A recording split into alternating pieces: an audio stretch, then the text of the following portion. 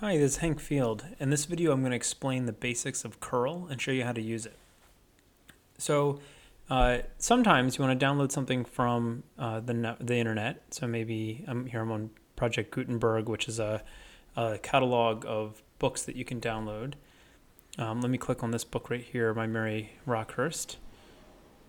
And one way that we could download this so that we could use it on the command line is we could just click directly on one of these links, and I really want to concentrate on the plain text one. So I could click on that and download it, and in my browser, because this is a text file, it shows up in the browser itself, and I actually have to go and say save as. So I could save that as a text file somewhere, just click save.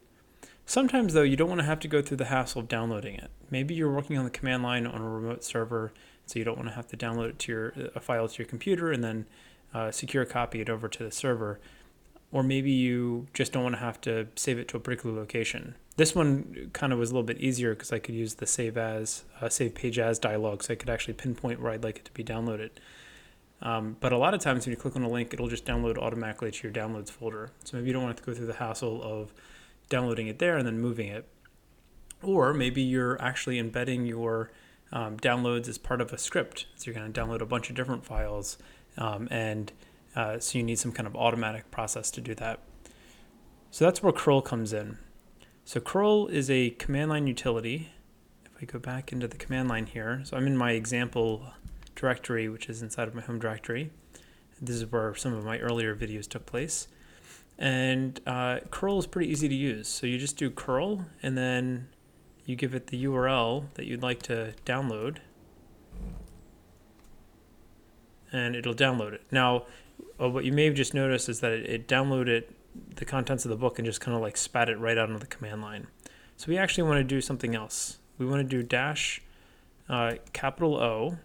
That'll download it to whatever name the file has. So in this case, it's named 57407-0.txt. Okay, so now if I do ls, we'll see here it is. If I run wc over it, we can see how big it is. So it's got just over 10,000 lines of text. So sometimes, so we could move this, we could rename this something else if we wanted to. We can actually do that with the curl command as well. So if I do curl and then the URL that I want to download, and then use a lowercase -o, I can give it the name I'd like the download to have. So let's put this, because the title of this is My Mary Rockhurst, let's actually call it that. So My Mary Rockhurst .txt. I think I mistyped that. There we go. And if I do ls, we'll see it shows up like this now. So that's pretty minimal curl use.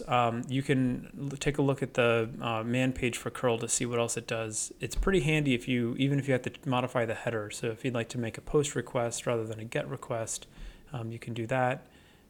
You can change the header information any way you'd like. You can make it look like it's coming from a different browser, things like that. There's a very similar command, which I'm not going to go over now because I don't have it installed on this machine, called wget. And it works very similarly.